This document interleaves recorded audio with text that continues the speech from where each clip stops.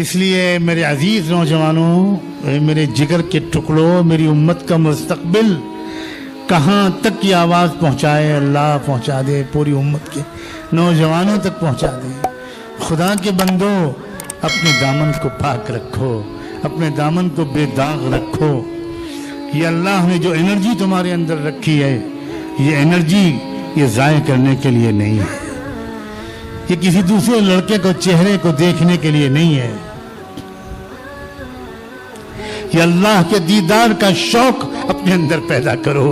اگر تم نے دوسرے حسینوں کو دیکھنا ہی اپنا شعار بنایا تو اللہ کے دیدار سے محروم رہو، محروم رہو۔ ساری دنیا کے حسینوں کا حسن جس حسن مجسم نے پیدا کیا، اس سے بڑھ کر بھی کوئی حسن ہو سکتا ہے دنیا؟ کیا وقت ہوگا جب جنت میں تمام جنتیوں کو اللہ تعالیٰ جمع فرمائیں گے۔ ہم نے دنیا میں بہت سے اجتماعات دیکھے اور سنے ہیں، اللہ اس اجتماع میں شرکت کی بھی توفیق عطا فرما کہ جنت میں اجتماع ہوگا۔ بیان کس کا ہوگا؟ اللہ کا خود، اللہ جل شانہ خود بیان فرمائیں گے۔ اور کیا بیان فرمائیں گے؟ تمام جنت کے لوگوں سے، مردوں سے، عورتوں سے، جوانوں سے، تمام خوش نصیبوں سے اللہ پوچھیں گے ارضیتم یا عبادی، بندو میری بندیو تم مجھ سے خوش ہو گئے؟ اللہ اللہ اللہ، وہ خوش نصیب بندے اور بندیاں پکار کر کہیں گے کہ اللہ اللہ، ہم کیسے خوش نہ ہوتے، آپ نے تو ہم کو وہ سب دیا ہے جو کسی آنکھ نے دیکھا نہیں تھا، کسی کان نے سنا نہیں تھا، کسی کے دل دماغ میں آیا نہیں تھا، ہم نے سوچا بھی نہیں تھا کہ یہ نعمتیں یہاں ملیں گی۔ اللہ تعالیٰ اس کے بعد فرمائیں گے بندو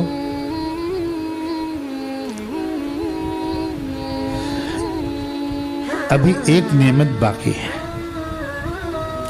حیران ہو جائیں گے لوگ کہ اللہ کیا باقی ہے؟ اب اتنے شاندار محلات، ایسے بہترین کپڑے، اتنا شاندار فرنیچر، اتنے بہترین مشروبات اور کھانے، ایسا موسم، اتنی بڑی جنت۔ جانتے ہو ہر وہ جنتی کو جو سب سے آخر میں جنت میں جائے گا،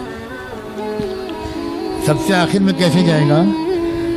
بہت سے جنتی وہ ہوں گے جو بے حساب و کتاب جائیں گے، بہت سے جنتی وہ ہوں گے جو حساب و کتاب کے بعد جائیں گے، بہت سے جنتی وہ ہوں گے جو برسوں، ہزاروں، لاکھوں سال جہنم میں جلائے جانے کے بعد جائیں گے۔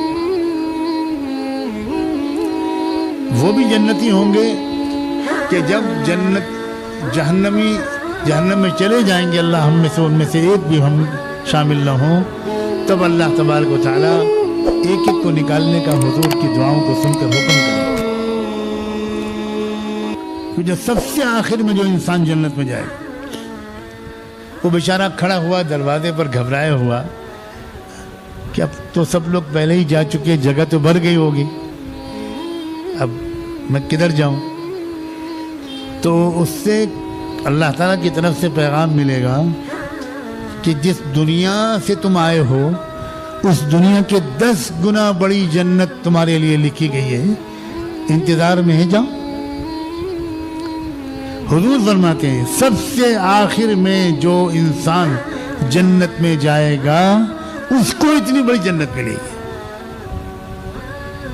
تو یہ ساری نعمتیں دے دینے کے بعد اللہ تعالیٰ پوچھیں گے، تو بندے کہیں گے کہ اللہ اب تو سب مل گیا، اب کیا باقی ہے؟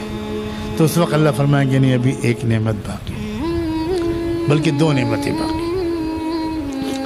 پھر اللہ اعلان فرمائیں گے اليوم احل علیکم رضوانی فلا اسخط علیکم ابدا، آج میں اپنی خوشی کا لباس تم کو پہناتا ہوں، آج کے بعد اب سمجھو مطمئن ہو جاؤ کبھی ناراض نہیں ہوں گا میں تم سے.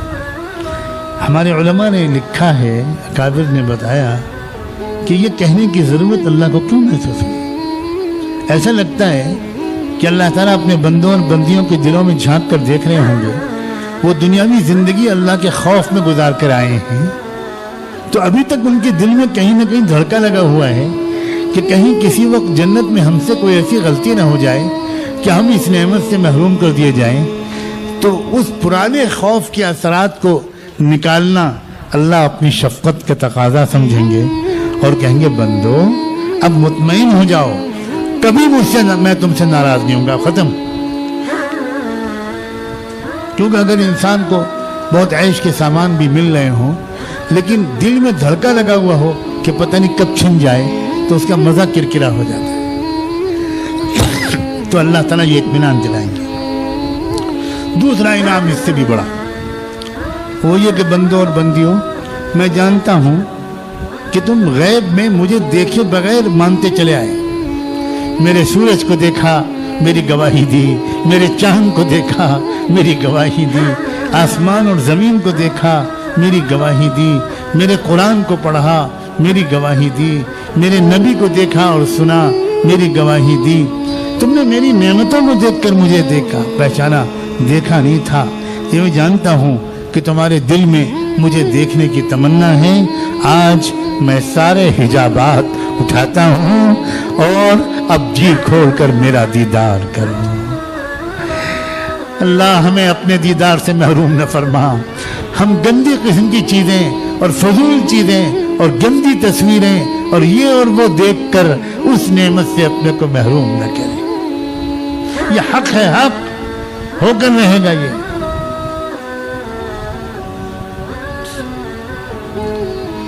ہمارے گھروں میں جنت کے تذکرے نہیں ہوتے. یاد کرو آپ کے گھر میں کب ایسا ہوا ہو کہ کسی بچے نے پوچھا ہو کہ امی آپ کیوں رو رہی ہیں. کسی بچے نے آپ سے پوچھا ہو ابو بہت دیر سے آپ دونوں رو رہے ہیں, کیا بات کیا ہے. کبھی ہوا ہے آپ کے گھر میں؟ کیوں نہیں ہوا؟ کیوں نہیں ہوا؟ مائیں وہ ہوتی تھیں جن کی تہجد میں سسکیاں رو کر سن کر 4-3 سال کے بچے اٹھ جاتے تھے اور روتا ہوا دیکھ کر بچہ کیسے پڑا رہے گا بستر پر, وہ لپک کے جاتے تھے. امی امی آپ کیوں رو رہی ہیں؟ امی آپ کے پیٹ میں درد ہو رہا ہے؟ امی میں ابو کو جگاؤں؟ اور ماں بیچاری بچے کو کہتی تھی بیٹا تو سو جا, کچھ نہیں, میں بالکل ٹھیک ہوں. اب ماں کہتی امی آپ رو رہی ہیں, میں سو جاؤں؟ یہ کیا معاملہ کیا ہے, آپ بتائیے کیوں رو رہی ہیں؟ تب مجبوراً ماں کہتی تھی بچے کے کان میں بیٹا سو جاؤ, مجھے اپنی آخرت کی فکر کی وجہ سے رونا آ رہا ہے, میرا کیا ہوگا. اب بتاؤ اس بچے کے دل میں اللہ کا خوف نہیں ہوگا؟ کب ہوا ہے آپ کے گھر میں یہ واقعہ؟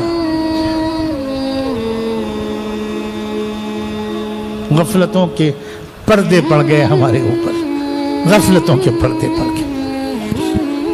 نہ جنت کا شوق دل رلاتا ہے, نہ جہنم کا خوف رلاتا ہے.